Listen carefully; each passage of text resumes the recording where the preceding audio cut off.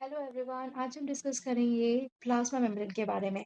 अगर जीआईसी या GDC mains में स्ट्रक्चर और फंक्शन ऑफ प्लाज्मा मेम्ब्रेन के बारे में नोट्स लिखने के लिए आ गया, तो आप कैसे लिखेंगे?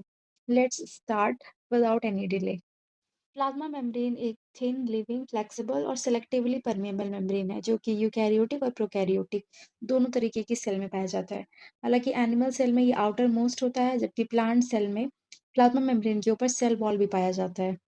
इसकी जो डिस्कवरी मानी जाती है, थियोडोर श्वान ने 1839 में थियोडोर श्वान ने पहली बार इसको रिकॉग्नाइज किया था और टर्म प्लाज्मा मेम्ब्रेन पेफर ने दिया था। Let's now discuss chemical composition of plasma membrane. तो लिपिड इसमें 50 to 40 to 50% lipid, 50 to 60% protein और 5 टू 8% कार्बोहाइड्रेट, इन तीनों का प्लाज्मा मेम्ब्रेन बना होता है। तो जो लिपिड होती है वो बाइलिपिड के लेयर के रूप में होती है और इसमें जो लिपिड मोस्टली कौन सी लिपिड पाई जाती है, फॉस्फेटिडिल कोलिन मिलते हैं, लेसिथिन जिसको बोलते हैं। इसके अलावा फॉस्फेटिडिल सीरीन, स्फेंजोमाइलिन, कार्डियोलिपिन, कोलेस्ट्रॉल, ये सारे लिपिड्स प्लाज्मा मेम्ब्रेन में पाए जाते हैं। लिपिड्स इसमें एम्फीपैथिक नेचर के होते हैं, यानी कि इसमें एक पोलर हेड होता है जो कि बाहर की ओर होता है, हाइड्रोफिलिक, और एक फैटी एसिड टेल होता है जो कि अंदर की ओर होता है, जो हाइड्रोफोबिक नेचर शो करता है। तो यहाँ पे आपको बाइलिपिड लेयर नज़र आ रहा होगा, 2 लेयर है लिपिड की। और प्रोटीन जो होता है 50 टू 60% वो इंटीग्रल प्रोटीन भी हो सकता है और पेरिफेरल प्रोटीन भी हो सकता है। प्रोटीन का फंक्शन ट्रांसपोर्ट कराने में एंजाइम्स के तौर पे प्रोटीन वर्क करता है, और जो पेरिफेरल प्रोटीन होते हैं वो सेल सिग्नलिंग और स्ट्रक्चरल सपोर्ट के काम आते हैं।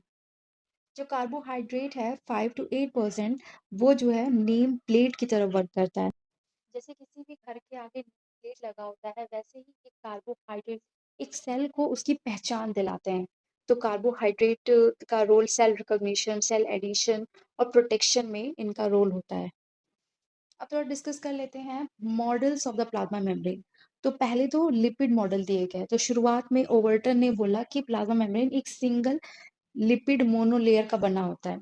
फिर गॉटर एंड ग्रैंडल ने बोला कि वो फास्फोलिपिड बाई लेयर का बना होता है। फिर डेनियल डेल्सन आए, उन्होंने एक सैंडविच मॉडल दिया। उनके अनुसार बाइलिपिड लेयर बीच में होती है, दोनों तरफ एक एक प्रोटीन लेयर होती है। तो सैंडविच की तरह बाइलिपिड लेयर प्रोटीन लेयर्स के बीच में होती है। हालांकि ये जो मॉडल था ये फ्लूइडिटी को एक्सप्लेन नहीं करता था। फिर रॉबर्टसन यूनिट मॉडल आया जो कि ट्राई लैमिनर मॉडल है, जो कि बहुत सिमिलर है सैंडविच मॉडल के, बट इसमें इन्होंने थोड़ी चीज़ें ऐड कर दी, जैसे कि थिकनेस बता दिया। इसमें इन्होंने बता दिया कि जो प्लाज्मा मेम्ब्रेन की थिकनेस है वो 75 एंगस्ट्रॉम है, जिसमें कि मिडिल बाई लेयर 35 एंगस्ट्रॉम और दोनों तरफ की जो प्रोटीन लेयर है वो 20 एंगस्ट्रॉम है।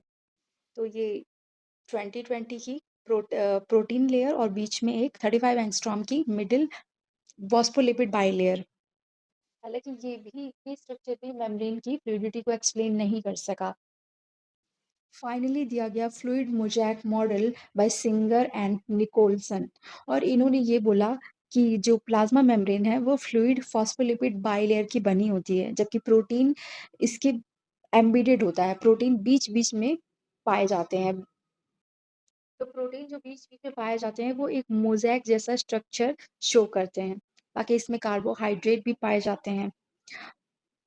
तो ये जो mosaic model, fluid mosaic model है, इसने एक्सप्लेन किया कि क्यों सेल जो है वो ग्रोथ करती है, डिवीजन। अगर ये फ्लूइड नहीं होता तो सेल ग्रो करती, तो मेम्ब्रेन टूट जाता, लेकिन फिर भी उसमें एक इलास्टिसिटी होती है। तो ये जो मॉडल है इसने इस चीज़ को प्रूव किया कि सेल ग्रोथ कैसे होता है, ट्रांसपोर्ट, एंडोसाइटोसिस, एक्सोसाइटोसिस किस प्रकार हो सकता है। तो ये जो मॉडल है ये मोस्ट एक्सेप्टेड मॉडल है। मेम्ब्रेन की जो फ्लूइडिटी है वो डिपेंड करती है टेम्परेचर पे। अगर टेम्परेचर ज़्यादा होता है तो मेम्ब्रेन की फ्लूइडिटी बढ़ जाती है, टेम्परेचर कम होता है तो मेम्ब्रेन की फ्लूइडिटी घट जाती है। और साथ में अगर उसमें मेम्ब्रेन में सैचुरेटेड फैटी एसिड की मात्रा ज़्यादा है, यानी कि सिंगल बॉन्ड वाले फैटी एसिड की मात्रा ज़्यादा है, तो मेम्ब्रेन की फ्लूइडिटी डिक्रीज हो जाती है। और अनसैचुरेटेड फैटी एसिड की मात्रा ज़्यादा है तो मेम्ब्रेन की फ्लूइडिटी बढ़ जाती है। इसीलिए एनवायरमेंटल एडाप्टेशन देखा गया है कि जो कोल्ड एनवायरनमेंट में रहने वाले ऑर्गेनिज्म हैं, उनकी प्लाज्मा मेम्ब्रेन में सैचुरेटेड फैटी एसिड की मात्रा ज़्यादा पाएगी, जिससे कि उनकी कोल्ड एनवायरनमेंट वाले ऑर्गेनिज्म के प्लाज्मा मेम्ब्रेन में अनसैचुरेटेड फैटी एसिड की मात्रा ज़्यादा पाएगी, जिससे कि फ्लूइडिटी को मेंटेन किया जा सके। ऐसा ना हो कि उनकी प्लाज्मा मेम्ब्रेन उसमें फ्रीज़ कर जाए, मतलब एक फ्लूइडिटी मेंटेन हो सके। साथ में जो कोलेस्ट्रॉल है, वो फ्लूइडिटी बफर के रूप में एक्ट करता है, यानी कि टेम्परेचर बढ़ने पे वो फ्लूइडिटी को डिक्रीज़ करता है और टेम्परेचर घटने पे फ्लूइडिटी को बढ़ा देता है। इसके अलावा जो लिपिड उनका फ्लूइड जो नेचर है, इसकी वजह से लिपिड जो है वो मूव कर सकती हैं। एक लेयर से दूसरे लेयर में भी मूव कर सकती हैं और अपने लेयर में भी वो फ्लोट कर सकती हैं। Let's now discuss function of plasma membrane. तो प्लाज्मा मेम्ब्रेन एक प्रोटेक्शन का काम करता है, साथ में ट्रांसपोर्ट का भी काम करता है, जिसमें कि एक्टिव और पैसिव दोनों तरीके के ट्रांसपोर्ट ये कराता है। इसके अलावा एंडोसाइटोसिस हो गया, यानी कि सेल ईटिंग, या फिर सेल ड्रिंकिंग, यानी कि फैगोसाइटोसिस, पिनेकोसाइटोसिस, ये इसमें भी रोल प्ले होता है। एक्सोसाइटोसिस में, यानी कि एक्सक्रीशन वगैरह में। इसके अलावा सेल सिग्नलिंग, सेल रिकॉग्निशन, इन सब में प्लाज्मा मेम्ब्रेन का रोल होता है। तो एक कंक्लूजन हम कह सकते हैं कि प्लाज्मा मेम्ब्रेन एक डायनेमिक, सेलेक्टिवली परमेएबल एसेंशियल है, किसके लिए? सेल की इंटीग्रिटी, ट्रांसपोर्ट, कम्युनिकेशन और रिकॉग्निशन के लिए। That is all about plasma membrane. I hope कि आपको प्लाज्मा मेम्ब्रेन अच्छे से समझ आया होगा कि इसको कैसे रिप्रेजेंट करना। कॉपी में अगर आपको डायग्राम बनाना है, तो ये एक अच्छा डायग्राम आप दिखा सकते हैं। ये बाइलिपिड है, बीच में इंटीग्रल प्रोटीन है, और साथ में कुछ एक्सट्रिंसिक, यानी कि पेरिफेरल प्रोटीन दिखा सकते हैं, और इसके अलावा ग्लाइकोलिपिड दिखा सकते हैं। अगर एनिमल का केस है तो कोलेस्ट्रॉल भी दिखाया जा सकता है। Thanks for watching the video. Subscribe for more important topics.